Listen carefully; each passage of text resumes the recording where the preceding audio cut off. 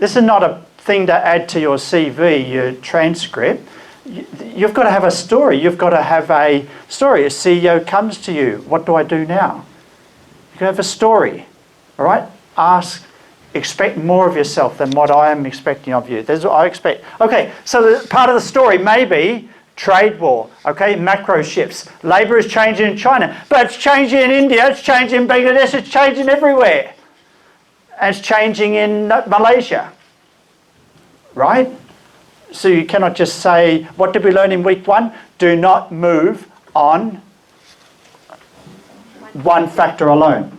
That's what we learned. That was the big thing in week 1. Week 1 is, when you're choosing country, when you're choosing location, is multiple factors you need to consider. Multiple. All right? And then you learned that, it depends on which industry, right? Because for VF Corp, the big challenge was, what is the cost of time? But that's for VF Corp, and that's different from HTC, is all about getting the forecast right. Wow. That was all in week 1. Do you remember? Were you here then? Oh, I know your bodies were here, but were you here? Okay? Were you here in mind? Okay? All right? Bring your mind to the classroom. Okay? All right? So week 1, this is very exciting because this is boardroom level discussion. Boardrooms all around the world now are asking questions about trade war. What do we do? Do we continue our investment path? Do we invest more in the China Plus One strategy? Do we get out of China altogether? I don't know. But these are the questions at the boardroom level, and that's what you need to be able to have a story. You need to it's not about being right. No one can predict the future, but you need to be able to say, this is a likely course of action, and here are the reasons why. Okay. Week 1 was really a lot about that, because this is the thing you're dealing with all the time when you're in multiple countries. Okay, week 2. Now, week 2. The 3-circle control framework. Innovation framework. Okay, good. Okay, so you know all about that. What's the innovation framework about? Is that, it's trying to make you think about that change is happening in all countries. And if you want change to occur in your supply chain, you need to understand the country in which that change is occurring. Because in some countries, the government plays a big role in that change. In other countries, the government plays a small role in that change. Okay. So you may be able to benefit from government support if you can align some of your supply chain with particular government initiatives. Wow.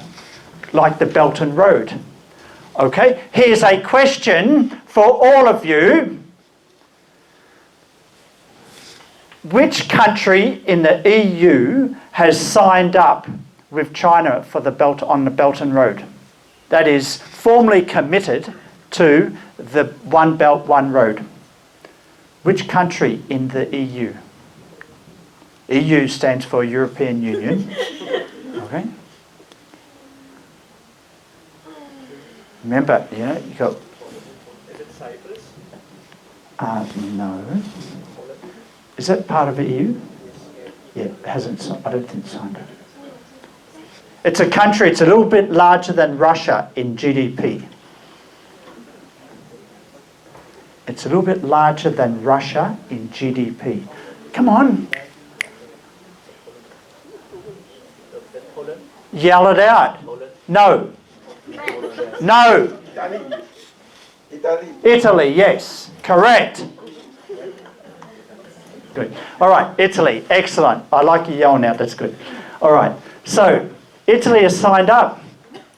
And America doesn't like it. All right, because America doesn't, it's playing this global politics. But remember that this is very important because it's up to $3 trillion pledged on the One Belt, One Road initiative by China. This is a big thing that China is pushing. Okay, It's coming from here. All right, let's keep moving.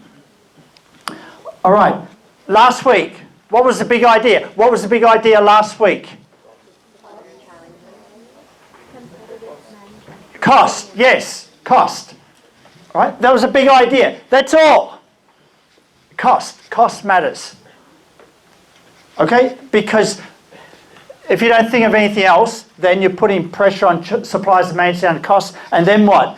They might copy, they might outsource, they get cheaper labour. The last thing is they're going to think about is process improvement. Right? Let me ask you a question. Here's a multiple choice question. What are the 3 ways that you can make fast improvement to cutting costs in a factory? Cut inventory. Cut inventory. Improving the process. Process improvement. Automation, improving the process. What was the other one? Cutting inventory, improving the process, in cutting administration, firing administration employees. Okay, like replace administration with web-based, like Salesforce type algorithms that help manage customers and things like that. Okay. Process improvement is on the factory floor. Excellent, great stuff. Okay, all right. I want you to think about the story from week to week. Make the connections each week. Ask yourself, challenge yourself. Please. This is not a 10 weeks of 10 different things. Okay, all right. Okay, that's what we learned. Setting the scenes for negotiation, 3-circle control framework. Now remember, the 3-circle control framework is a way of, I introduced that in week 1 briefly. You read about it, you listened to it, the video on that in Udemy, am I right? Okay, it's a way of structuring help for solopreneurs, SMEs. You with me here? So for example, I'm speaking to people like you at Global Sources. Then I ask you, okay, in which of these circles do you think you are having trouble with or you need most help with? Are you with me? So then it helps identify how we can help you and to improve. Otherwise, we just go all over the place and you make no improvement. Okay? So 3-circle control framework helps to separate that relationship, the structure of the relationship, the legal, the documentation, all of the regulatory stuff, and then the actual quality, the auditing and the physical control of what you're buying. Wow, does it get better? Yes, it does get better. It really does get better, okay? Because we're going to swap over. Let me go to the desktop and, wait a minute. Listen up.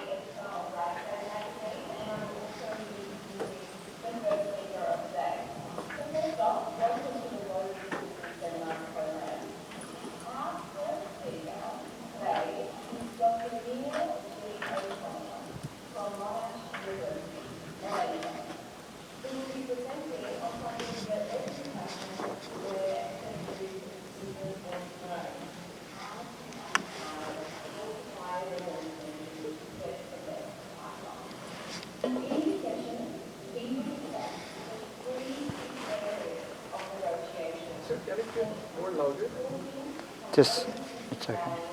It's as loud as it goes. Singapore, the National University of Singapore. You make it small.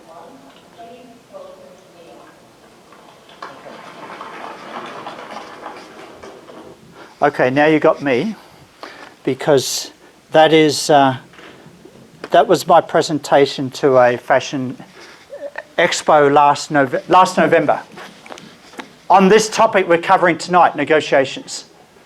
Okay, so this is what I'm bringing to you, is what I bring to real buyers, real people involved in industry. Okay, so this talk, the PowerPoint slides that you have, you download through Moodle, is exactly what I used in this presentation. Okay, and I didn't speak to electronics sourcing buyers, I spoke to fashion buyers. Okay, footwear, textiles, okay, anything to do with clothing, Okay, and they asked me to, they want me to come back. I said, well, I can't get to Melbourne all the time, but let's see what I can do. Okay, so we're setting the scene for negotiations. And we started setting the scene last week. There's the 3-circle control framework. I will not let you forget that. But really, you get what you pay for. How many of you have seen these? Here are 2 headphones, manufacturers. And they're not the same. But unfortunately, a lot of buyers, talking about solopreneurs, SMEs, that's all they see of the factory. They go here, then they'll order 1,000, 500.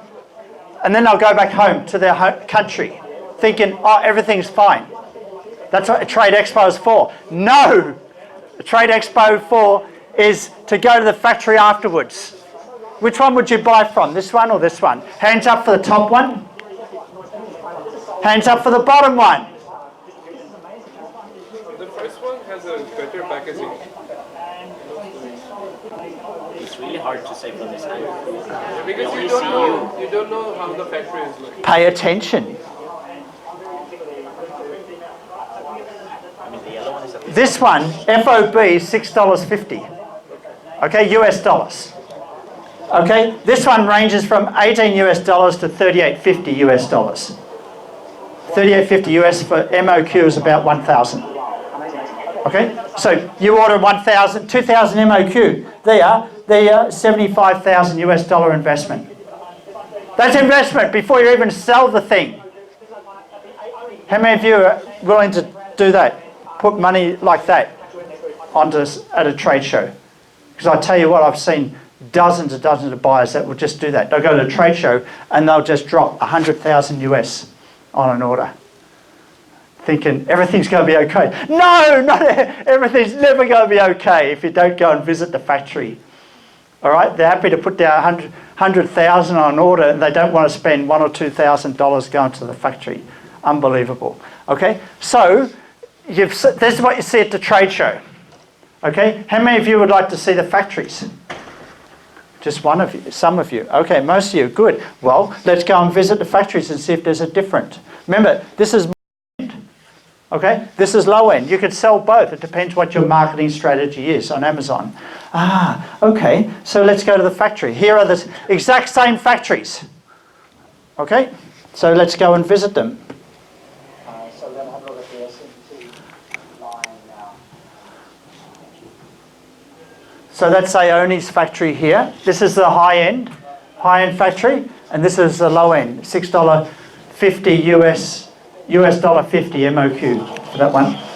$6.50 FOB. All right, they have a clean room you have to go through, and they blow all the dust off you, and then we're allowed to go into this area where they're assembling the ANC. Here, yes, that's the assembly. Do you see a difference? What do you see? What's the difference? That's more organized and it's That's a dust-free room. It's not. that's more organized. No, it's not. They are using a bell system. They both got a belt. Well, I noticed the more organised factories, they don't face the belt. They actually face their own workplace. Seems more comfortable. Oh, 10 times. It's a new way of organising a factory. Okay, ventilation. If you're talking about environmental social responsibility, okay, then you need ventilation for your workers. Not all factories have that. Where's the ventilation? No ventilation. Okay, all right. So look deeper, look closer. You see differences. Oh, they have a Oh, the uniform. The hair, uniform, yes. These are all the rejects here, by the way.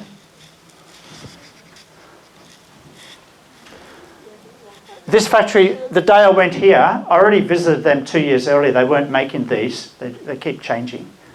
Okay, they were making car DVR device. You put it top of your, underneath your rearview mirror so you can watch any accidents that occur, including your own. All right. That's what they were making. So when I came back this time, they said, oh, you come do a video. When I arrived at the factory, the lady came out to greet me and said, oh, I'm sorry, Professor, but my manager just told me no video today. And I said, no, I'm the professor. I come here and I only do videos. I got a little bit angry. But she said, okay, I'll go back and talk to the manager. They came out and said, okay, you can take video, but only in certain places. I said, that's fine.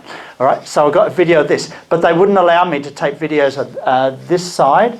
And in another room where they had 4 pods where they're actually doing all the tests of the ANC headphones, all the different tests of the specifications so they can do the high-end stuff. Well, none of this existed in this factory. Okay, so until the big thing that I started off with my negotiation talk was, okay, negotiation begins by getting to know the supplier, not thinking about what you want. Okay, where is the supplier at? And you know, $6.50 and $32.50. Like, where do you start? Do you think you'll get this supplier down to $6.50? You wouldn't know. You'd see the difference. You understand why you may be paying $32.50 here. But at the trade show, you cannot understand that until you actually go and see the factory and try and understand, well, how much is the supplier investing of that money you are paying the supplier? And you think, wow, they're actually investing a lot in their development. Okay? Then this supplier, you don't know if they're gone in 12 months' time. This supplier is going to be around. By the way, this one's listed on the Shenzhen stock market too. You can invest in it. Wow. Wow. Okay, so we've got free circle control framework. Where do we start with negotiation? Interestingly, you start with negotiation by asking questions. Really? I thought it was about telling them your price. You know, the whole idea, you go to the market and you haggle, right? And you say, how much for this belt? And they say, $10. And you say, I'll give you $5 for it, all right? And you hope that they'll come down. And, you know, let's split the difference. Let's make it $7.50 and we'll be all happy. It doesn't work like that when it comes to working with suppliers, when you're developing a relationship. What you think negotiation is, and a lot of what's taught in Harvard Business School, in developed countries, what is taught is about finding ways that you can have power, finding ways that you can have the best alternative to a negotiated agreement. Bartner, you heard of that. If you study management, they should be teaching you negotiation, the traditional one. That doesn't work when it comes to working with developing economy suppliers. Okay? And the good news is, okay, that doesn't work, what you'll learn in an MBA program about negotiation. The good news is that other things do work. Why? Because developing economy suppliers, I'm not talking about just China, we can talk about India, Bangladesh, Myanmar, Malaysia, Vietnam, anywhere, developing economies, there is opportunities for improvement. There's opportunities for those 3 things of cutting costs. There's lots of opportunities where you can actually help the supplier. Yeah, but I'm trying to get the best price for me. I don't care about the supplier. No! Why are you sourcing? You're in sourcing business for the long run, or is this just a once-off? You're just going to source and not ever contact the supplier again. All right? Sourcing is not a once-off deal. So the negotiation we teach is about developing a relationship and how do you get a win-win out of that. That's what we're going to do. You start. Where do you start? Where do you start? By asking questions. So you go to the trade show floor and you ask questions. You go to the factory, you just ask questions. You have a questionnaire if you don't know what questions to ask. You ask questions, negotiations, and so that's what we're going to talk about now. I'm going to give you examples today about questions you can ask in the trade show floor, in the factory, and in negotiations. Okay, and that's what we're doing. This is very, very practical. So here is, and this is why I asked you to do your homework. Okay, I'm not here just to make you work hard. I'm here to help you to think about being very, very strategic and tactical. Okay, so here's one way of enhancing your tactical ability when it comes to negotiation. That is a spreadsheet, a simple spreadsheet. What do we mean? Well, the homework you did, each one of you got quotation for a USB, each group, am I right?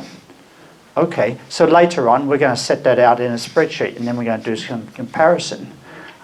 Just to amplify the idea I'm going to show you now. Let's have a look. Here is a sample quotations I got for a tablet PC. Tablet PC, call it an iPad if you like. There's so many different brands on the market now. And there's the booth number. Remember, one thing we teach buyers is when you go to the trade show, always write down the booth number. Write down the number and the contact number of the person you meet. This is trade show strategy, but this is part of it. Negotiation starts with documenting. What's the top circle about? Documentation. It's structuring the relationship. All right. There's the resolution of the different tablets. And notice that manufacturer 3, the resolution is different from manufacturer 2. All right. So what about the speakers? 2 times 1 watt, 1 times half a watt, 2 times 1 watt. They're different. They're not the same. And what about FCC and CE? What does this mean? Certification. This is certification for which countries? US. Yeah, EU and US, yes. If you don't have that, remember FCC? Very big on anything that has a microwave signal in it, any emissions that comes out of the power. Basically, most electrical products need FCC when you go into the US. CE, definitely critical for Europe. They're both, they overlap so many ways. But the factory has to have that, okay? And it has to be attached to a particular product. So this factory doesn't have it. But that's okay if you're exporting to Vietnam or another developing country. It may not matter, okay? So it depends, right? Let's keep going. What about HDMI license? Some of them have it, some of them don't. Okay? 3 years ago in Germany, I know Iceland, in Germany there was a trade show, electronics trade show. There were over 60 tablet manufacturers were closed down. They were just kicked out of the expo because they didn't have the licenses for a HDMI license. How do you know? You can go online to the HDMI registry and the factory that you're sourcing from should be in that registry. Okay? So you can double check all of these little things.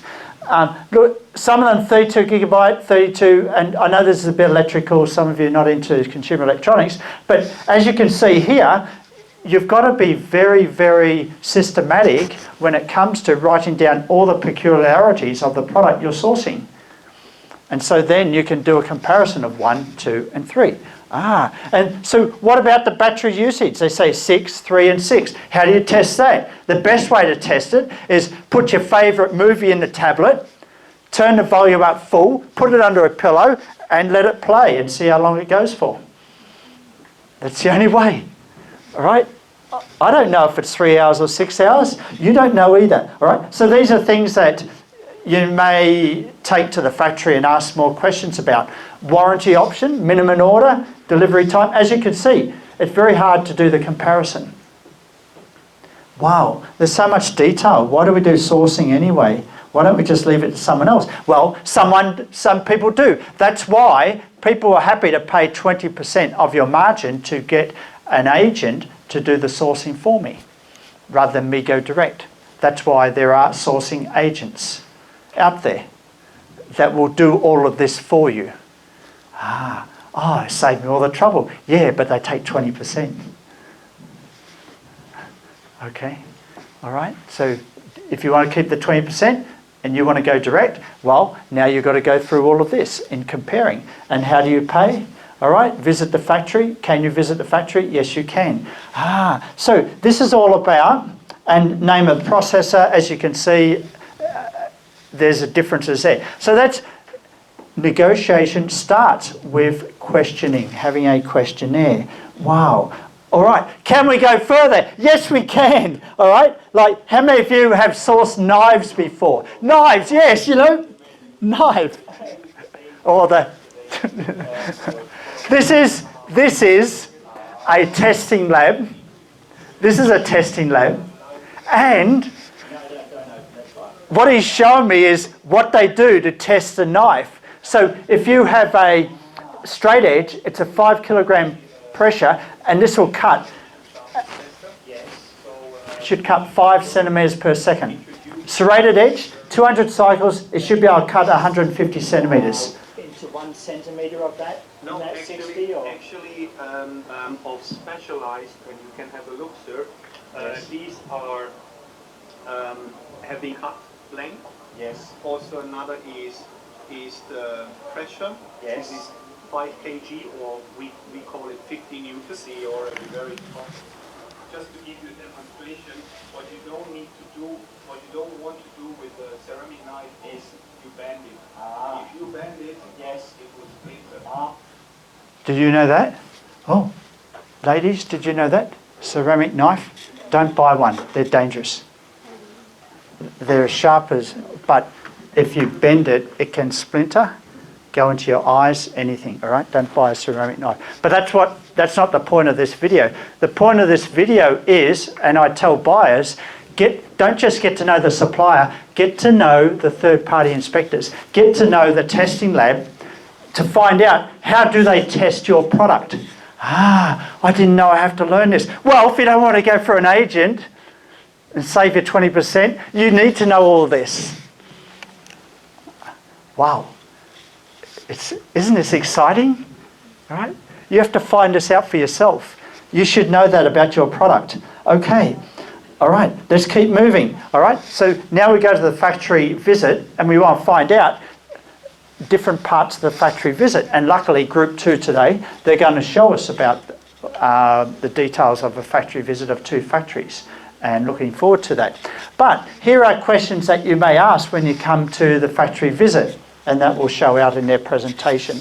And you notice that each factory is, some are no, yes, yes, no, partial yes. You see? Yes, yes, yes. And so the factories are different. All right? Again, this is documentation. It is about being very, very specific. This is what unsuccessful buyers do not do. See this? What is this? Is this 2 glasses, right? Okay? So this glass, $1. This glass, $1.20. Okay? And they think, oh, the glasses are the same. Right? 2 suppliers. All right? I can buy 5,000 of these glasses. One supplier gives it for $1, another one for $1.20. What's the problem with that? If that's enough information, that's all. If I just give you that information, what's the problem? Pardon? You go for the cheaper one? What might happen? There might be quality problems with the cheaper one. What else might happen? Pardon? Well, you hope they're both the same, right? You need. Plastic or glass or... Yeah, assuming they're the same, identical. Maybe the cheap one will be delayed. Yeah, maybe this one gets delayed. Maybe you don't get priority. Maybe you miss Christmas market. Anything else? Compliance. Safety test, compliance. Yeah, they may not do this. This factory may not do it. They may not have enough money to do all those sorts of things. But remember, if you don't care about that, you just want a once-off deal, then I guess all of this doesn't matter. But that's not what sustainable sourcing is about. Okay. So what do we do? How do we go beyond this? Because this is a lot of what you're going to find out at a trade show. It's about price. Price is the conversation everywhere at a trade show. You go to the Canton Fair, it's about price. Why do you go there? Because everything's cheap at the Canton Fair. All right? We understand that. But we need to go one step further. How do you go further? By asking questions. Can I see your cost breakdown? Can I see your QC sheet? Will they show you that? Maybe. But you still got to ask the question. Like the cost breakdown. Okay, I understand you're giving it to me for $1, Mr. Supplier, but how are you making money yourself? Are you making enough money? And the supplier thinks, well, what do you care about me making money? Well, I want to know you're going to be around to finish the whole order. Okay? I want you to make money. I want you to be profitable so you're happy too. Doesn't sound very economic, but it is in the long term. So here's what we're talking about. Okay, what is your cost breakdown? Because maybe this $1.20, the supplier is taking into account and reinvesting into proper tooling and processes. So maybe you go back there for a second order. This second supplier will give it to you for $1.20. This first supplier, if they're still around, remember they may be under, if they're still around, it might go up to $1.25, $1.30 once they locked you in. Then they'll put the price up. You don't know. You've got to ask questions. Do you think that these numbers are realistic? Ask the supplier. I know you're giving it to me for cheap, Mr. Supplier, Mr. Supplier, but are you making money on this? Is this just a doozy? Okay, so these are questions. This is what negotiation is about. Negotiation is about finding out how is the supplier making money. That's the big question.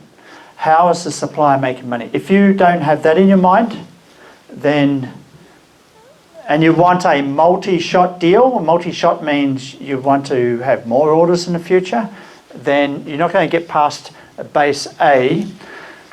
Some people say, well, suppliers will never ever tell you. Yes, they will if you approach it in the right way. And you explain to them why you need to understand. You understand the prices to ensure that you have a long-term relationship. Then present the cost breakdown sheet. You work with that. See, the traditional approach to negotiation is like you go into the market, something's for $10. Oh, I'll give you $5 for that. No, go away. And then you start going away. Listen, oh, come back, sir, I'll give it to you for $8. All right? No, don't worry about it. $7. All right, $7. Okay, I'll get it for $7. How many of you have experienced that before? Yeah, that you don't do that with suppliers. All right? You don't do that. That is like if you get an extra $1 bargain, that means the supplier gets $1 less in margin. Like you're just killing the supplier. All right? So, you know, I win because I get lower, the supplier loses. Win-lose, that doesn't help a relationship. What the new thinking is, and this has been around for several years now, is to think in a more broader term, okay? Because at this stage, all you can do is, if you're pushing the supplier, you're pushing the supplier. If you take $1 away from the supplier might take $1 away from their suppliers. Or they might, remember the framework from last week? They may copy, they may outsource, they may take shortcuts. Okay? All right. So how do we prevent that? We think about the total pie that's broader than just the transaction exchange. Okay? So how do we think about that? Well, we're focusing on the value created between you and the supplier. The whole idea, because I asked you for 3 weeks now, how do you save costs? 3 ways of saving costs. Like, that's a strategy to help the supplier, not that you can get something cheaper. It's all about helping the supplier. You can do that when you're in a factory, not in a trade show. You can't do that in a trade show. You need practical context to do that to help the supplier in that way. All right. So we're focusing on the value between you and the supplier. Are your designs more complicated than needed? Are your designs suited to the Chinese factory? You're thinking about that. What are the critical parts of the design that matter to the performance of the product? You need to think about that. Think about how is what the supplier making for you fit with what exactly you want. Okay, is it more complex than what the supplier can handle? Now that's a question that probably requires you to get to the factory so you can answer. Okay, so the challenge, how to drive costs down and at the same time to take costs out of the supply chain. In other words, Mr. Supplier, I want you to give this product to us for $2 cheaper per unit. But at the same time, I want to help you find ways to save $2. Wow. You're not taking that money away from the supplier. Okay? You're helping the supplier. Maybe those three things. Cut inventory, cut admin, help process improvement. Wow. Can we do that? Yes, we can. It's a new perspective. And as I showed you last week, we can have a look at two models. These are two business models.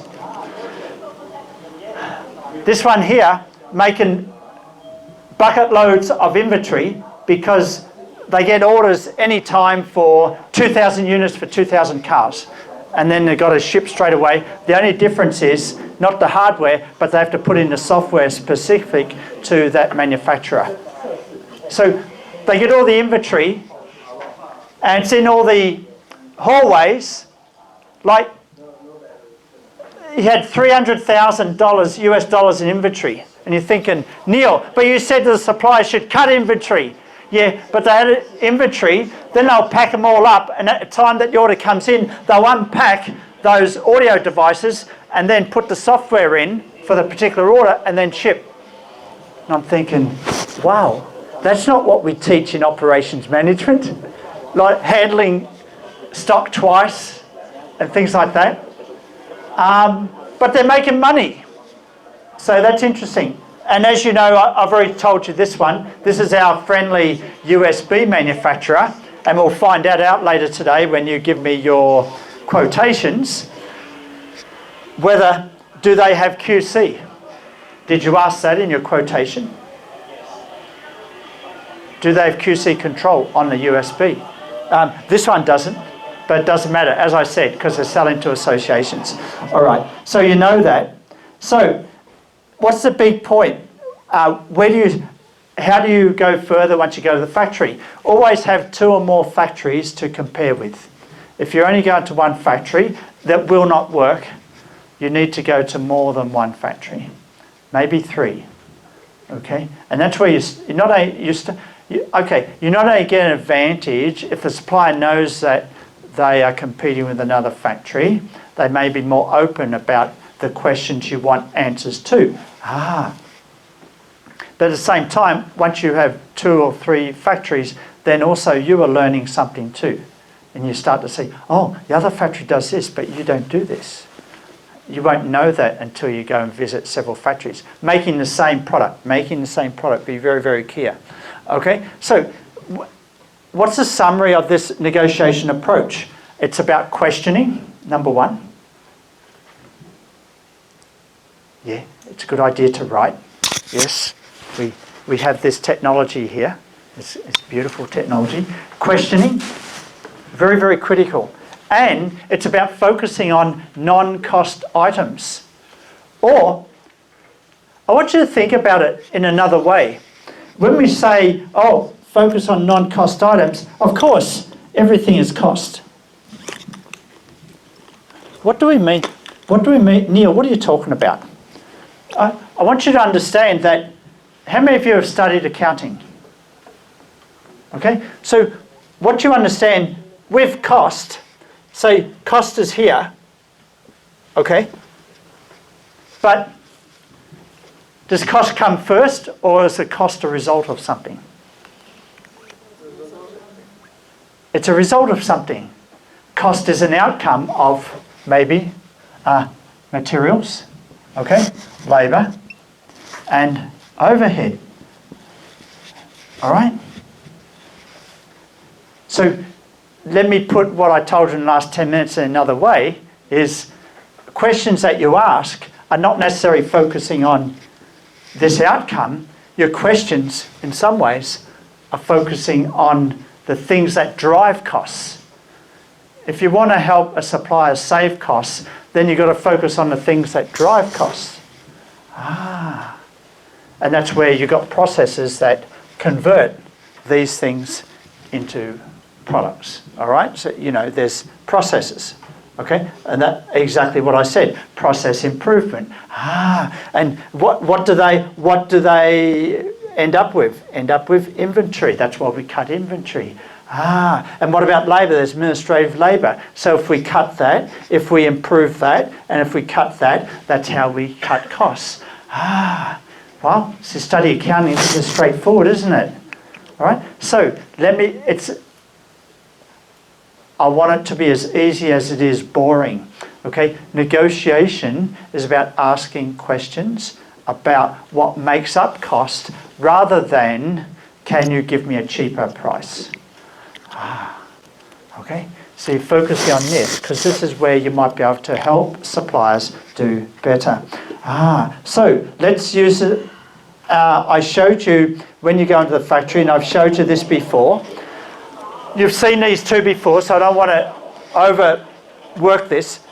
All right, two factories. This one gets this in, but they don't know what's inside. It says Samsung on the outside, and you don't know what's on the inside. This one, they get the batteries from Samsung, and they're putting it together themselves. So obviously, one factory is different from another. Obviously, these hoverboards sold at this factory are much cheaper than the hoverboards that you buy from this factory. Okay? The difference. I understand why it's different here. Wow. Okay, so you know that the big point of that was the receiving inspection. As you can see, one factory paid careful attention to the most critical element of electrical item, that is the battery. The battery. Wow. Whereas the other one, they just got a battery pack and they just believe where it comes from. Okay. How many of you have studied battery chemistry, anything like that? Okay. Go and talk to your friends in chemistry. You understand how volatile, how dangerous battery technology is. Okay. All right. Now, next point of factory, and this overlaps with what Group 2 are doing, so we're going to hear more from them. All right, this is going to show up. Group 2 are going to do that, so they're going to talk about that later, so we're not going to repeat that. Then we can go, I want to show you these two videos here. I want you to see the difference and tell me what is the problem, what is the problem here? Have a look, it'll become very apparent. What is the problem? Here's your chance to participate. Have a look.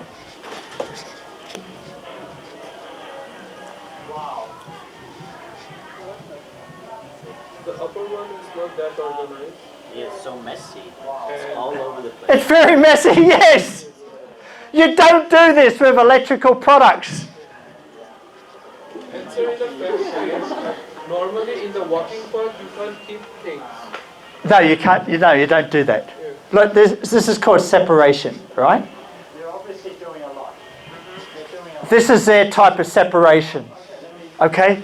You don't do that. So we've got a lot of inventory here, I can't- inventory of I components, but they're stacked on each other. I was nearly bursting out laughing when I saw that. More separation, But and it's just a matter of I tried to be serious here, but it's hard when you see that. It just, what a joke. Okay, remember, these are the factories are making money. All right, there's nothing unprofitable about the factories. All right, this is about what you expect to see in electronics manufacturing. Okay, all right, separation. That means clear separation. Having these stacked up like that, you don't do that.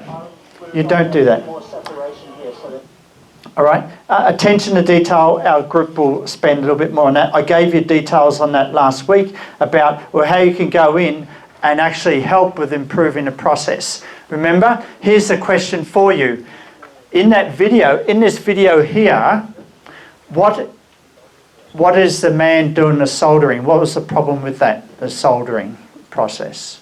He was sitting uncomfortably, and it was always moving. He was sitting uncomfortably, He had to use his both hands, so it was moving. and it was all moving, and just too much opportunity for variation.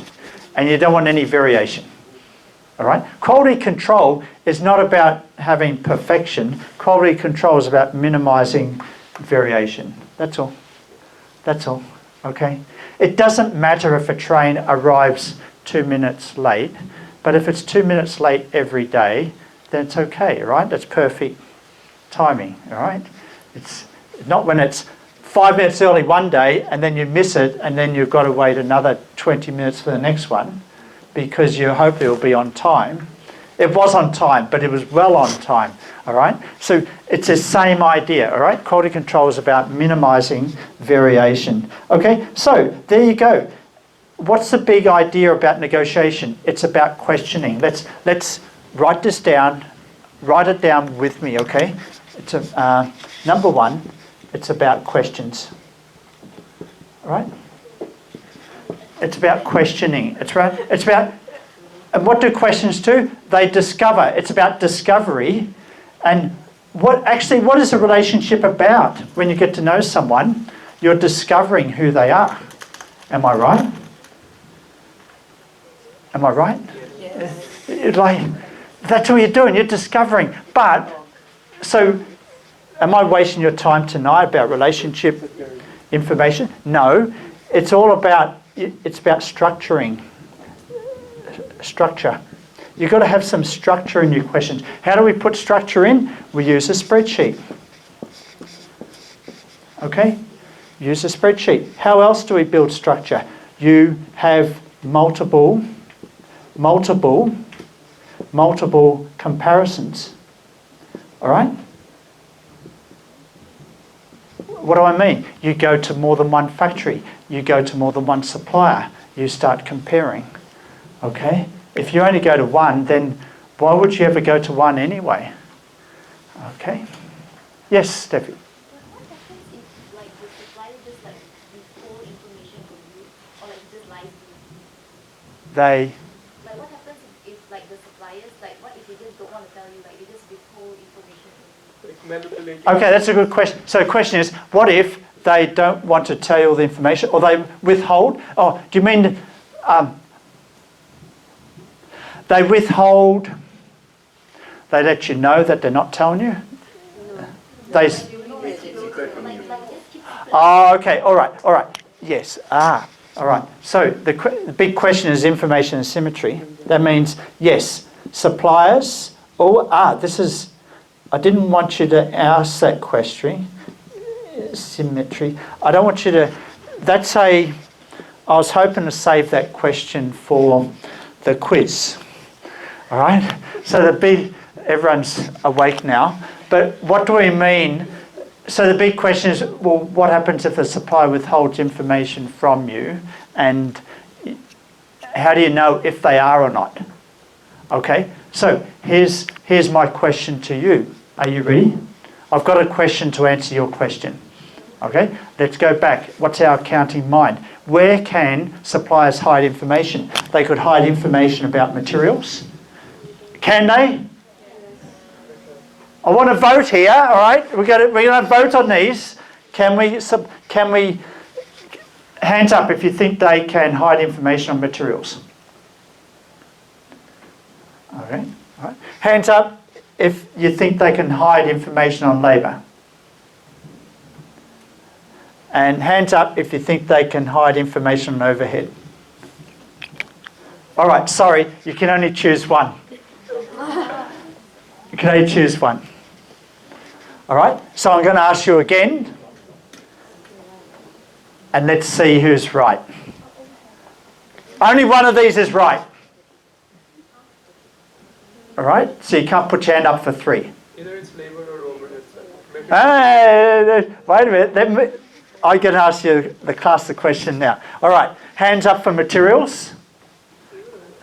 wait a minute, if you put your hand up for materials, it means that they can't hide information from you about labour or overhead.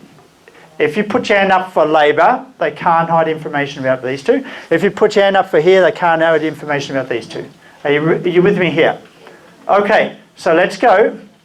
And, all right, we're talking about relative ability to hide information. Okay, so it may not be perfect. Not talking. All right, hands up for materials. 1, 2, 4 people. 4. Okay, hands up for labour. 1, 2, 3, 4, 5, 6, 7, 8, 9, 10, 11, 12, 13. All right, hands up for overhead. Okay, the rest. How many have we got in our class? 42, is it? So 27, huh? Is that right? Something like that. Just testing you, all right? All right? All right, just testing you. Just seeing if you're awake, all right? So, all right, so why materials? Remember Steffi's question is, what your question is about, okay, what do you do? They're hiding information from you. Okay, so let's break it down. What information are they likely to hide from you? It's likely to be overhead. Why wouldn't it be labour? It's easy, labour market. Everyone knows what the cost of labour is. Right? They can't hide that from you. Right? They can't hide this one. All right? All right? Materials.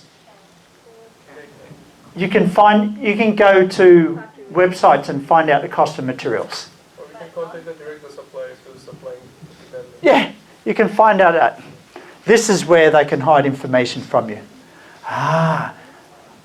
So the big question is, what is it are they going to hide information about?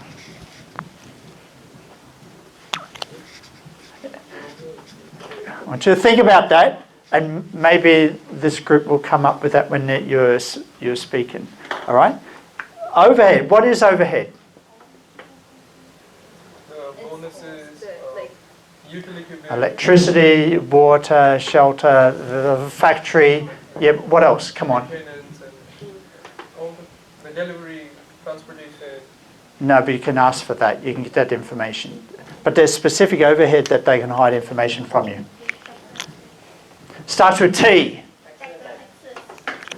No. Good try. Is it tools?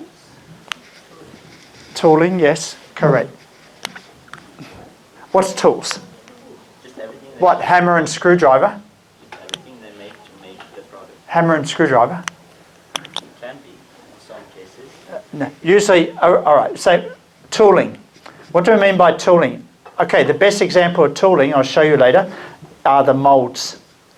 As I said, I consulted with a client about 2 weeks ago, and he told me, Neil, the supplier wants to charge me 50,000, 50K renminbi, $50,000 for the moulds. In addition to whatever the FOB price is. $50,000 for the moulds. So how do you know if that's right or wrong? You don't know. It's hard to test. So this is where they can hide information. Steffi, that's the answer to your question. That's the challenge. The answer to your question is two things. Your first question is, your big question is, what if the supplier doesn't tell you everything, right? Right? Okay? All right. So the answer to that is, we've got to break it down. Okay, which areas are they likely to be able to get away with not telling you everything? You with me? All right? The area is in here. They're likely to be able to get away with that area. Why? Because it's hard to find a market for particular moulds that are specific for you, for your product. It's hard for them to get away with not telling you everything about here. It's hard for them to get away with not telling you everything about here. Okay, so yeah, very good question. Very good, excellent. Okay. Okay, questions, structure. Questions. And the questions are not about the price. Well, any questions about the price? So, can you tell me a breakdown? Can you tell me about the bill of materials? Oh, we can't show you that. Oh, okay, all right. Yeah, but the other factory that we visited showed us theirs.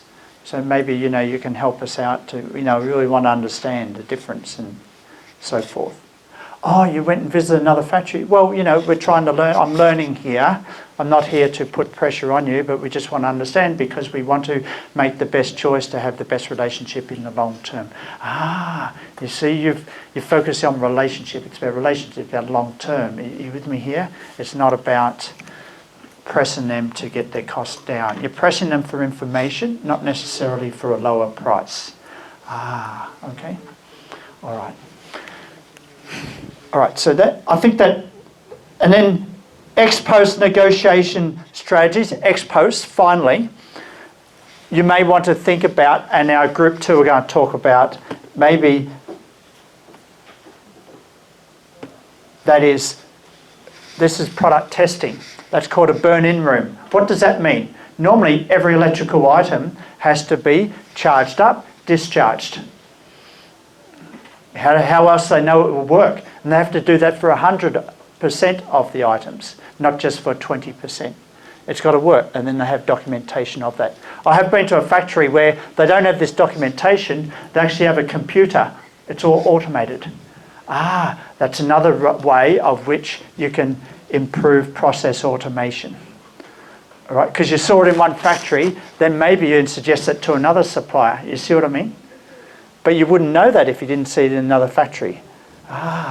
Okay. So this is how you can help, and that's an exact strategy that HTC, Apple, they use that strategy too, because they have multi-sourcing, multiple suppliers. We'll be talking about those strategies in weeks to come.